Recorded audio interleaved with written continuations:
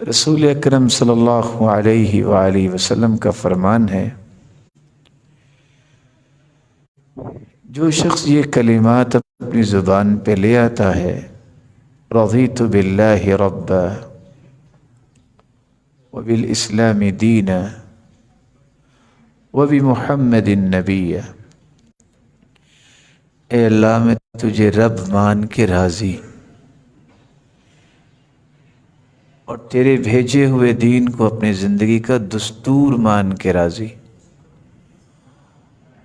اور محمد الرسول اللہ صلی اللہ علیہ وسلم کو اللہ ذوالجلال کا سچا پیغمبر مان کے راضی۔ یہ تین جملے اللہ تعالیٰ کی اتنی رحمتوں کے مالک انسان کو بنا دیتے ہیں۔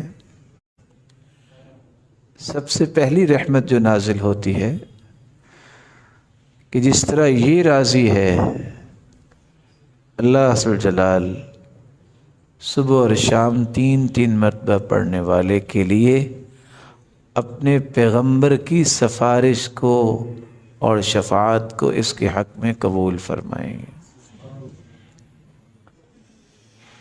حدیث کے الفاظ ہیں جو 3 مرتبہ پڑھ لیتا ہے، غفر اللہ لہ ذنوبہ، اللہ اس کی زندگی کے گناہوں کو معاف کر دیتے۔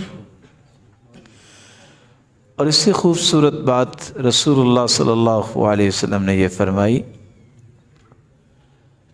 کہ اگر دنیا میں کوئی یہ الفاظ بول کے یہ بھی کہہ دے وبالقرآن حکما، میں قرآن کو اپنا حاکم مانتا ہوں اور صرف حاکم ہی نہیں، میں قرآن کو اپنا عادل بھی مانتا ہوں، تو اللہ دنیا کے اندر اگر آپ پہ کوئی ظلم کرنا چاہتا ہے تو اس کے ظلم سے محفوظ فرما دے۔ اور آپ نے فرمایا لآخذنہ بیدی، میں اپنے ہاتھ سے اس انسان کا ہاتھ پکڑوں گا اور اسے خود جنت میں داخل کروں گا۔ جس طرح یہ کہنے والا اللہ سے راضی ہے، کان حقا علی اللہ ان یرضیہ، اللہ ذوالجلال نے یہ حق لکھ دیا ہے کہ اللہ بھی اسے راضی کرے گا۔ تو میرے بھائی، یہ بہت بڑا خزانہ ہے، اس کو کبھی اپنے آپ سے دور نہ کیجیے۔ دوسرا چھوٹا سا جملہ جو رسول اکرم صلی اللہ علیہ وسلم جب بھی بے چینی اور پریشانی محسوس کرتے تو آپ یہ کہتے، یا حی یا قیوم برحمتک استغیث ولا تکلنی الی نفسی طرفۃ عین واصلح لی شأنی کلہ لا الہ الا انت۔ دنیا جہان کی پریشانی، یہ کلمات جب زبان پہ جاری ہوتے ہیں تو ریزالو ہو جاتے ہیں۔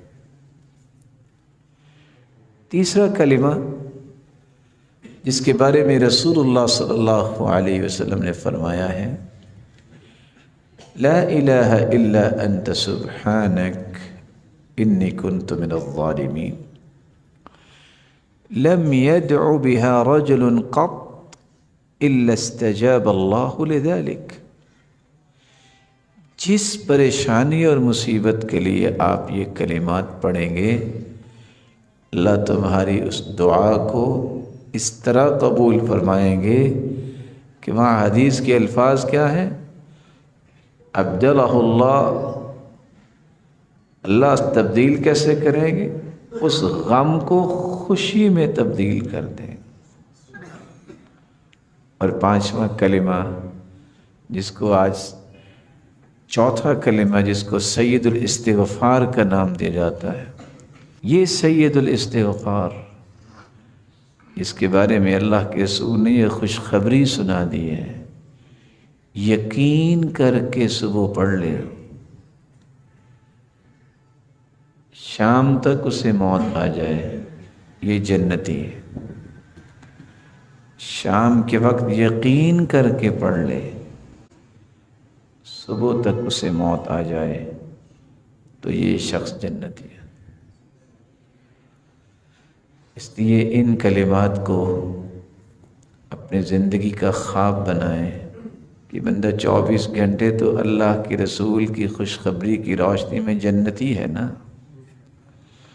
اللہم انت ربی لا الہ الا انت وانا عبدک وانا علی عہدک ووعدک ما استطعت اعوذ بک من شر ما صنعت ابوء لک بنعمتک علی وابوء بذنبی فاغفر لی فإنہ لا یغفر الذنوب الا انت۔